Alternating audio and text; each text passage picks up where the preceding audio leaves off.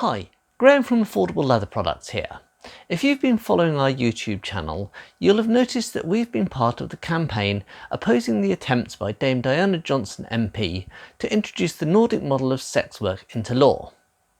This, if you're not aware, would criminalise sex workers' clients and mean that it would be illegal for them to pay a consenting adult for their services. Diana Johnson first attempted to do this by introducing a private member's bill in the last session of Parliament. However, it ran out of time and could not be reintroduced. However, instead of leaving it there, she attempted to tag her law onto the Police, Crime, Sentencing and Courts Bill, which is currently going through Parliament.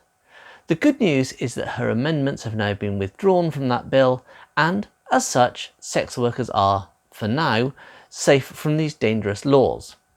In the debate, Victoria Atkins, the Parliamentary Under-Secretary of State for the Home Department, said the government's long-standing policy towards sex work and prostitution has been focused on tackling the harm and exploitation that can be associated with prostitution, as well as ensuring that those wishing to exit sex work are appropriately supported.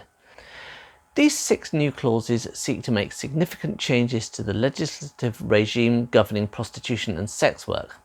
In summary, they would impose what is known as the sex buyer law or Nordic model, which criminalised the buying but not the selling of sexual services, the profiting by third parties from sexual services, and the advertising of sexual services.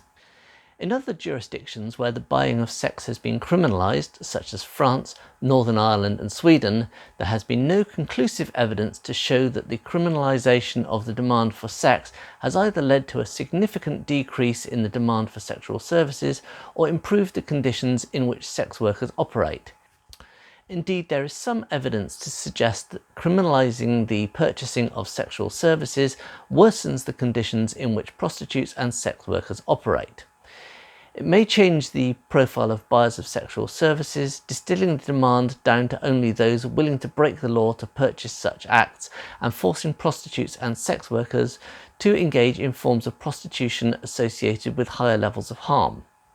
In the absence of unequivocal evidence, the government have therefore maintained their line that we are focusing on trying to exit people and trying to reduce the harm and exploitation that they face. It's gratifying to see that the government appreciates that there are risks and dangers involved in these proposals, and it seems that they agree that this law is a step too far. However, I do need to point out that Victoria Atkins went on to say, "We are taking action to tackle harmful activity online. That is a very important point in this subject area. With the Online Safety Bill, the imposition of legal duty on certain online service providers to tackle criminal activity on their services will apply to a range of instances covered by this topic. The tech companies and services that are in scope will have to put in place systems and processes to limit the spread of illegal content and to remove it swiftly." This is rather concerning because the so-called Online Safety Bill would result in Ofcom being effectively responsible for deciding what is or isn't acceptable online content and giving them the power to recommend swingeing fines on service providers and social media platforms if they deem that the law has been broken.